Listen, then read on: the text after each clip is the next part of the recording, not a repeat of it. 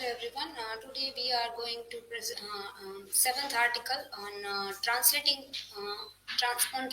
a Tamil poem, and these are presenters' names. First, me, Nanda Chavda. Second, Palvi Parmar, and third, Priyanshi Gohel. First, introduce table of content, and then first brief introduction of article. The article begins start by discussing world literature. Ramanujan has raised question: how can one translate a poem from a different time, culture, and language? Here, the article focuses on the external history of literature, but the challenges of translation, specifically the process of bringing classic Tamil poetry into modern English, including its risks, losses, and hidden nuances, and fortunate discoveries.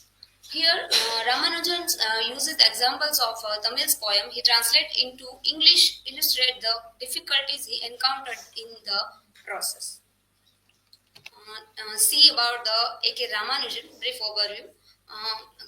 His full name, Atipet Krishna Swami Ramanujan, is born in 16 March 1929 in Mysore in India.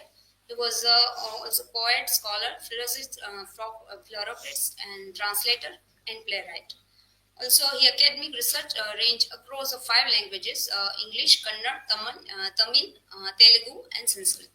These are notable works, and he also get a Sahitya Akademi Award after this death. Now, the abstract in more this papers explored A.K. Ramanujan approaches to translating classical Tamil poems into English, acknowledging the challenges of bridging linguistic and structural gaps between Tamil and English. Ramanujan here highlights the integrates of Tamil poetry, emphasizing the interconnected relationships, landscapes, and cultural elements within each poem. Here, he suggests that the successful translation involves capturing these connections through layers resembling circle within the circle. The article here discussing specific challenges faced in translating the classical Tamil poem. Here, the example Enikurum 203 emphasizing the importance of understanding cultural context and advocating for translating cluster of poems to convey intertextuality and the systematic pattern. Despite acknowledging the impossibility of a perfect translation, Ramanujan here argues that if a translation effectively conveys the essence of the poem across the language, it becomes a valuable and creative work. These are the key points of first challenges in translation. The difficulties, difficulties that arise when changing text from one language to another language. Another complexity of translation, in we can say the various factors that make translation difficult, such as a culture, context, and the language structure. Third, in translation framework, in we can say basic structure of method used to guide the translation process. Web of Tamil poetry interconnected the intricate connections and the relationships found within Tamil poetry. Another Tamil poetic legacy in the rich history and tradition of Tamil poetry that has been passed down through generations. Another clustered approach to translations in the method that groups similar ideas or themes together for more accurate translation. And the last, structural representations, in we can say the way in which the form and the organization of text are conveyed in the translation. Now the key arguments. First, translation as impossibility. Here the Ramanujan's views translation as a loss of essence but a creative recreations. Another phonological differences. Tamil's 6 nasal consonants and unique vowels consonant structures, deeply English phonology. Another 6 syntax and grammar. Tamil's left branching syntax and absence of articles create star. Here we can a or the which remove and creates a stark contrast with the English. Symbolism and the landscape. Tamil landscape serve as a poetic metaphor for emotions, adding layer to translation.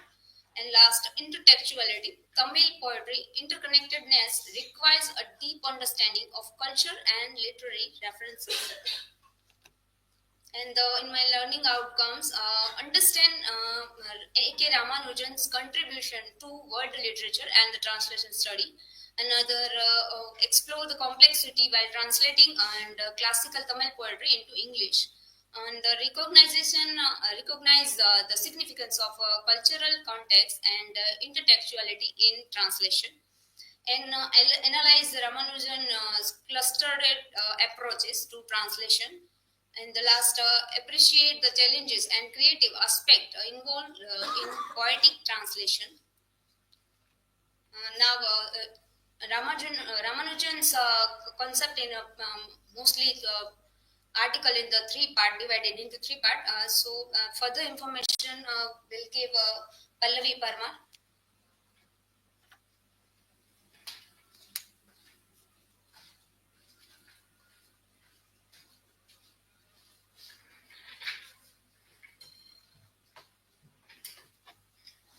Thank you, Nanda Didi. Hello, everyone. I am Pallavi Parmar, and let's see about how A.K. Ramanujan divide the article in three parts. So, in first part, he started with the historical context and the core challenge of translation. That how Tamil poetry, spanning over 2,000 poems by more than 400 poets, has survived centuries of adversity, including wars, political upheavals, and natural decay. And these works face challenges such as the fragility of palm leaves, scribble errors, and damage from insects, weather, and fire. A.K. Ramanujan, as he started his article with the question that how to translate a poem from a different time and culture and language, that and he also discussed about the Robert Frost's idea that poetry is what is lost in translation. That Ramanujan suggests that accepting the impossibility of a perfect translation is the first step of achieving it. Like that, not any translator. There is a no perfect translation. If we need essence or if we need the main idea, so we need to change in the main poem or main structure of the work. The phonological and the metrical barriers. Tamil sound system include 6 nasal consonants, and which is compared with English 3. Tamil distinguishes between long and short vowels, unlike English, which uses diphthongs and glides. Metrical differences add complexity. For example, in Tamil's heavy syllables and consonant rhymes contrast with English preferences for end rhymes. Tamil words na illustrates the challenge. The first syllable is heavy because it's closed and the second due to its long vowel and nay. So we can find that it is written and pronounced in Tamil like that, but while translating it, one can face many challenges into that. Syntactic and grammatical difference between Tamil and English. Like Tamil follows left branching syntax, that means first subject, then object, and then verb. While in English, it uses right branching syntax, that means subject, then verb, and then object. If we take example, this is a Tamil sentence. If we directly translate in, we can find that first to school, the one who went. But in English, if we take it, so we have to put it like subject, verb, and object. So the translated sentence becomes the one who went to school. We can find in Tamil that there is a lack of copula verbs like is in the present tense, equational sentence and article like a and the. We cannot find the copula verbs and articles in the Tamil language. It also does not have explicit degrees of adjectives like sweet, sweeter, sweetest. If we want to translate the Tamil words in English, so there is a no any or in English in Tamil, so there is a no any degrees of adjectives. What challenges in translation, that this synaptic and the grammatical differences such as the lack of articles and the reverse order of dates require the restructuring for the natural translations from Tamil to English. For example, the date structure in English we have 19th of June in 1988, but in the Tamil it becomes 1988 June 19th. cultural and literary context in Tamil poetry, like symbolism of landscape. Here in article, he gives example of Kurinji, mountains. So in love poem, we can find it represent as a first love, and Marutham, which means farmland, which is represented as a domestic love. Landscapes carry, as in translation, landscape carry very deep and cultural emotional significance, which reflecting human emotions. Like we can find that the thematic progression, transition from innocence. Like here he give example of muddy water and milk and honey in one poem. So milk and honey represents innocence, while muddy water, which represents experience. Like we can find the journey from childhood purity, innocent, to adulthood maturity, as we can find in What She Said poem. Intertextual web. Tamil poetry connects diverse themes and genres and symbols. It requires contextual understanding for accurate translation, as references are deeply interlinked. Like we can, if we translate it into word to word, we cannot get the main gist, or maybe we are diverted towards another meaning, but we cannot find the main essence of the poem. So the context is very important for translating a poem. Ramanujan emphasizes that no translation can be entirely literal or word for word. Effective translation involves the free approach, capturing, like you have to take the essence of that poem and then translate the poem.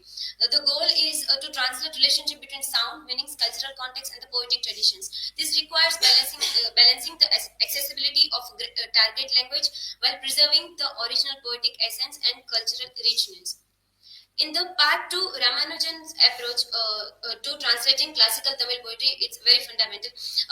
Like translation focuses on perceiving relationship and networks of meaning rather than converting only words. Like if we have that first idea, that word to word translation, but Ramanujan focuses on being to pay attention on relationship with context and background of the poem.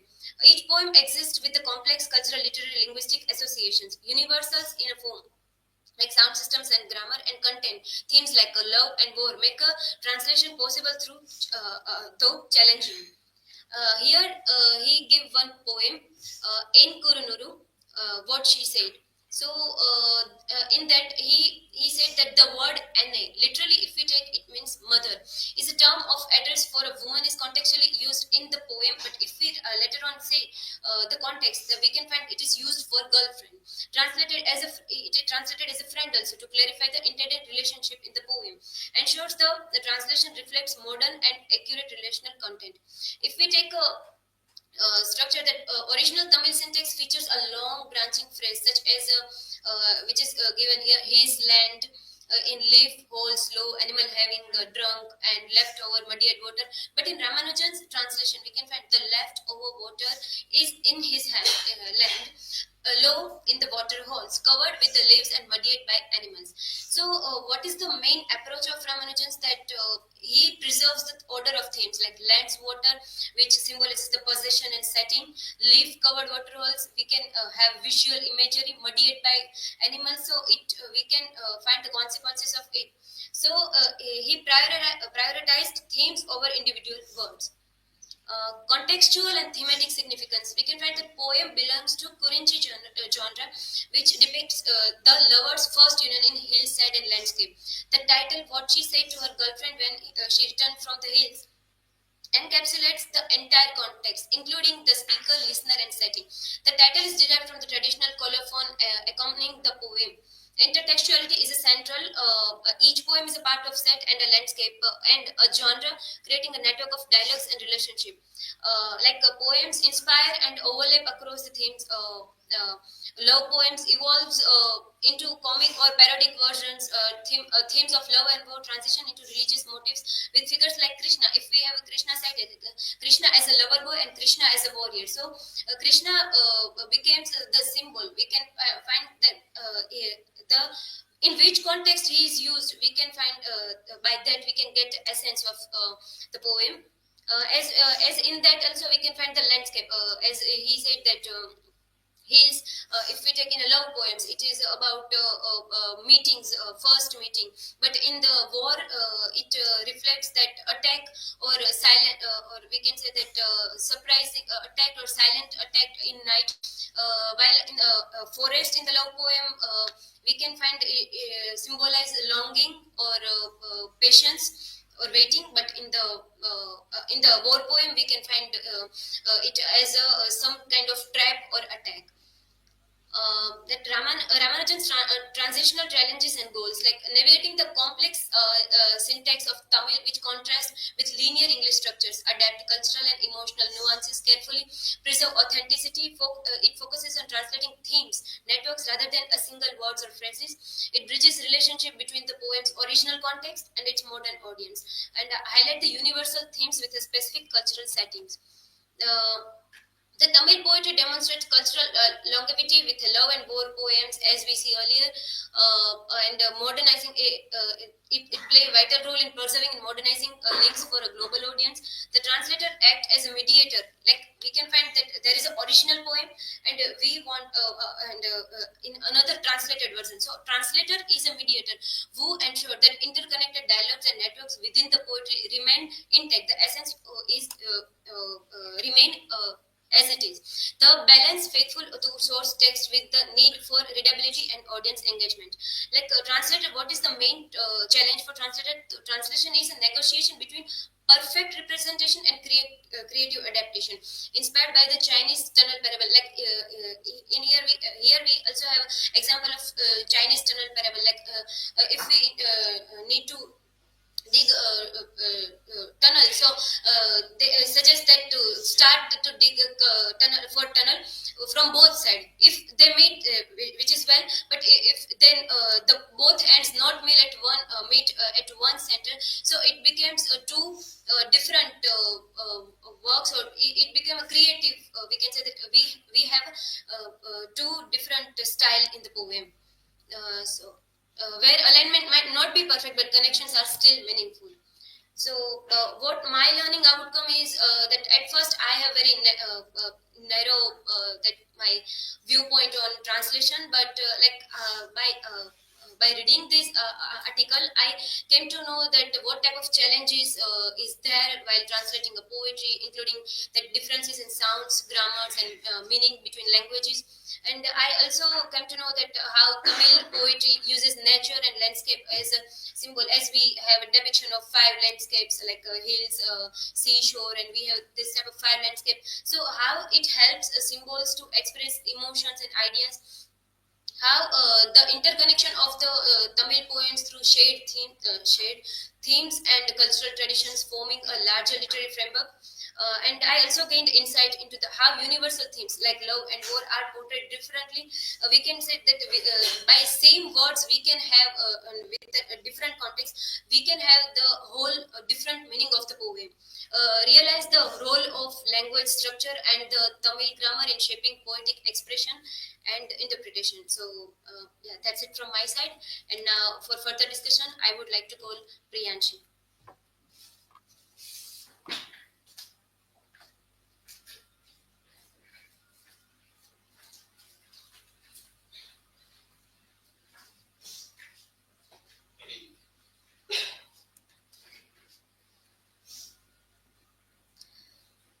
Thank you, Pallavi. So here I discussed about four things that makes translation possible. First one is universal, interiorized systematicity, and structural mimicry. So first one is universal. Without universal, no language learning, translation, and comparative studies can be possible. If they don't exist, we would have had to invent them. And universal of structure involves for example, sound, grammar, poetic, rhetoric, and poetic, and signified like what the poetry about and what the poetry meant to in different cultures. So both the signifier and signified are necessary and important in translation. And then second one is in intertext context. It is all about intertextuality. Tamil poem. Tamil poem connects nature to emotions, like using the word hills, which represents represents the first love and union. And this Tamil poetry is not just about the words, but also capturing the but also capturing the meaning behind them.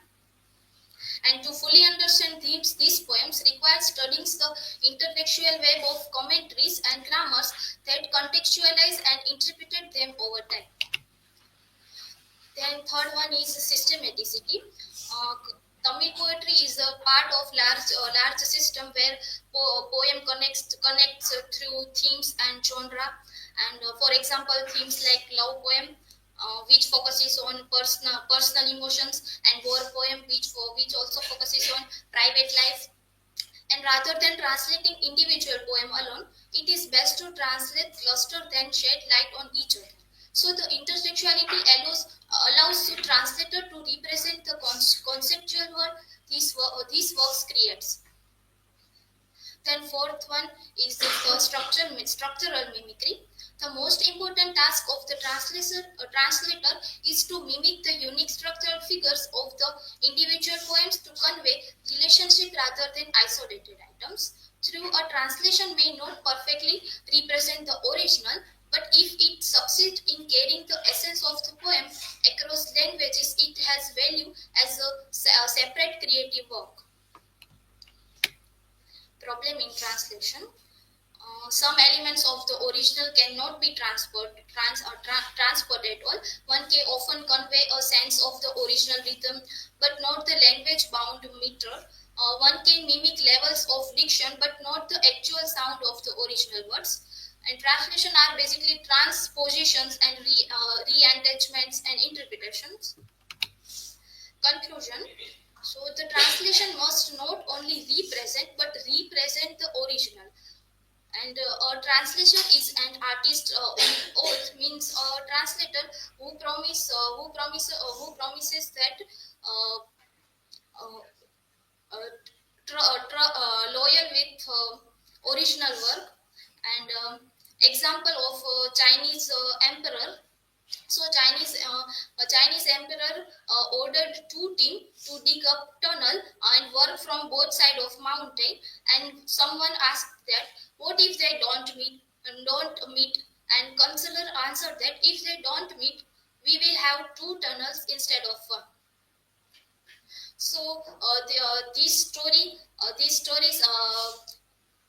shows that if this story shows that this story if the representation in another language is not close enough, but still succeed in carrying the poem in some sense, we will have two poems instead of one.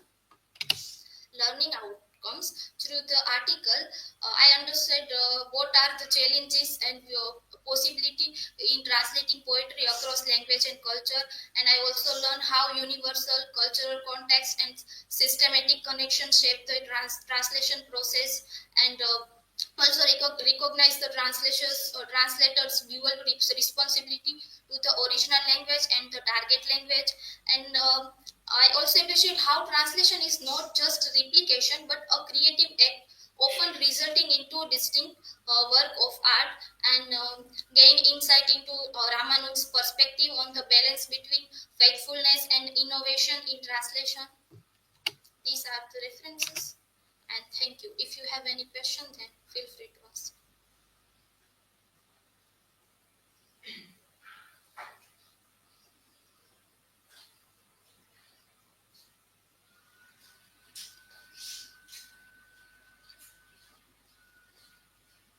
So, Prince, my question is, how does the Sem.4 tunnel story relate to translations? Okay, ma'am. The story of China's emperor's tunnels so that even if the translation doesn't perfectly match to the original, but it creates something new and valuable, like having two tunnels instead of one. That's from my side.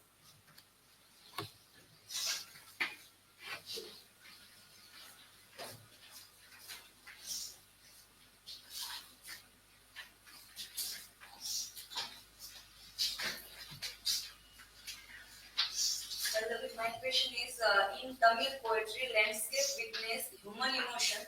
How might social media serve as a modern landscape witnessing contemporary relationship? Yes, Khushi.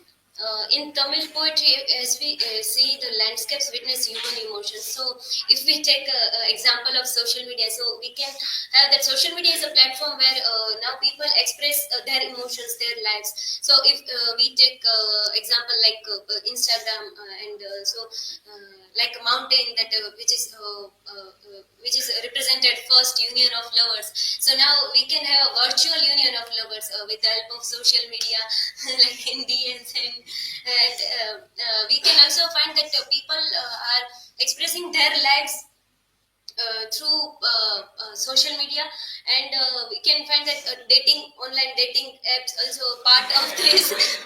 So landscape, if today's writer write any poem or so they have to keep in mind that this is also a virtual landscape where a relationship grows, and where human emotions can depicted like digital footprints also, and we can have that hashtags, and so people were expressing their lives through this. So if we take today's time, so we have to depict them also as a part of growing relationships. Yes, that's it from my side, and thank you.